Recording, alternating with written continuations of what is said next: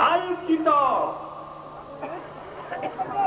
نبی کی رسالت کی عظمت دیکھو کہ جو کتاب نبی کو دی گئی وہ عظیم کتاب، اس سے بڑی کوئی کتاب نہیں۔ عظیم رسول کے لیے جو کتاب منتخب کی گئی وہ عظیم، اور ایک روایت کی سلسلے، ایک روایت کو اگر سامنے رکھا جائے تو ایک عجیب اور نقطہ نکلتا۔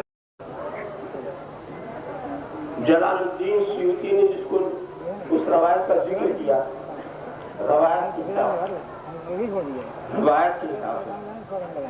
کہ انبیاء کرام پر جو وحی کا نزول ہوتا تھا، جو صحیفے آتے تھے، جو کتابیں آتی تھیں، وہ سب عربی زبان، وہاں سے نزول جو ہوتا تھا وہ عربی زبان۔ تو نبی کیا کرتے تھے کہ اپنی قوم کی زبان میں اسے پیش کرتے تھے، اس کو اپنی قوم کی زبان میں۔ یہ بھی بڑا اعجاز تھا کہ عربی زبان، جس قوم کی زبان نہ ہو اس میں نبی ہو اور عربی جانتا ہو۔ تو اب خدا کی کتاب آتی تھی کس میں؟ عربی زبان میں۔ تو جس زبان میں آئی اور جس کے پاس آئی کتاب اسی کو ملی نا۔ اصل کتاب چاہے کوہ طور سے کوئی لائے، چاہے صحیفوں کی شکل میں نازل ہو، چاہے کتاب، جب اصل زبان عربی میں جو نازل کس کے پاس رہ گئی؟ وہ نبیوں کے پاس رہ گئی، وہ رسولوں کے پاس رہ گئی، ان کتابوں پر ہمارا ایمان رہ گئی، اور نبی نے اس کو اپنی زبان میں، کہیں سریانی، کہیں عبرانی، مختلف زبانوں میں انہوں نے پیش کی۔ تو اب یہ جو دوسری کتاب بنی، یہ تو اس زبان والی کتاب نہیں ہے، تو یہ اللہ کا کلام تو ہے، اللہ کی کتاب نہیں۔ یہ اللہ کا کلام تو ہے، اللہ کی کتاب نہیں۔ کتاب تو نبیوں تک محدود ہو گئی، رسولوں تک پہنچ گئی، اور کلام آگے بڑھا، مگر یہ امت محمدیہ کی خوش نصیبی دیکھو کہ نبی خدا کا کلام بھی دے رہا ہے اور خدا کی کتاب بھی دے رہا ہے۔ نعرہ رسالت، شیخ الاسلام، ایسی کتاب۔ ایک بات اور میں بتاؤں کہ کتاب بھی عجیب چیز ہے، کتاب کے سمجھنے کے لیے عقل چاہیے نا، اور کتاب لکھنے کے لیے بھی عقل چاہیے۔ نہ بے عقل کتاب لے سکتا، سمجھ سکتا ہے، نہ بے عقل کتاب دے سکتا۔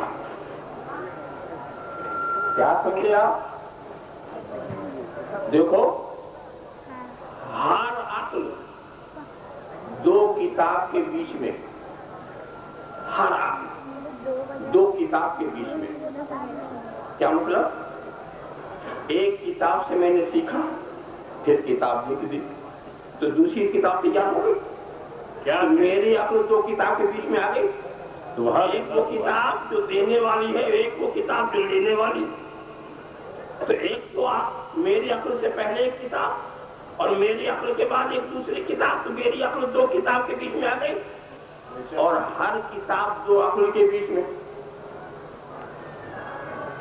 ایک عقل نے دیا، دوسری عقل نے لیا، کیا ہر کتاب دو عقل کے بیچ میں آ گئی؟ ہر کتاب دو عقل کے بیچ میں، اور ہر عقل دو کتاب کے بیچ میں۔ ایک کتاب وہ جس سے میں نے لیا، ایک وہ جو میں نے دیا، دو کتاب کے بیچ میں آ گیا ہوا، اور جو میں نے دیا آپ نے لیا، تو یہ کتاب ہم دونوں کی عقل کے بیچ میں آ گئی۔ ہم نے دیا، آپ نے لیا، تو یہ کتاب ہم دونوں کے بیچ میں آ گئی۔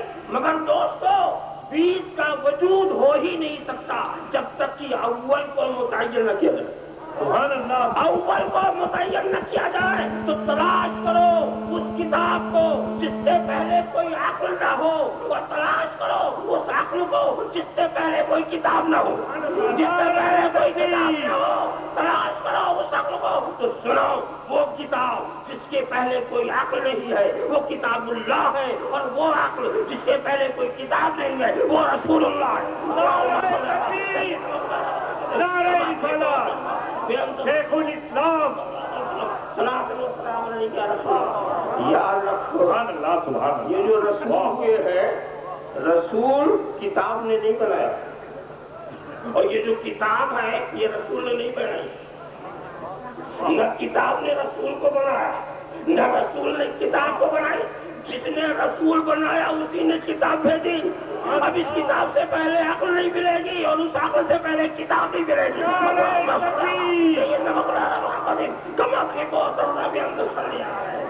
شیخ الاسلام رسول اللہ. اب آپ سوچتے رہے ایسی عظیم کتاب اس میں شک تو چیلنج کر دیا قرآن نے ان کنتم فی ریب مما نزلنا علی عبدنا فاتوا بسورۃ من مثلہ. چیلنج وسیع اور بلیغ لوگوں کو چیلنج کہ اگر تمہیں شک ہے ایک سورہ جیسی لے آؤ. اگر تمہیں شک ہے یہ خدا کی کتاب نہیں اس کے مثل لاؤ. اور یہ ان کو چیلنج کیا گیا تھا. اس چیلنج کے پہلے مخاطب چیلنج تو ہے قیامت تک کے لیے. پہلے مخاطب وہ تھے جو اپنی فصاحت و بلاغت کے آگے کسی کو مانتے ہی نہیں. وہ اپنے ہی کو بولتا سمجھتے تھے باقی سب گونگے.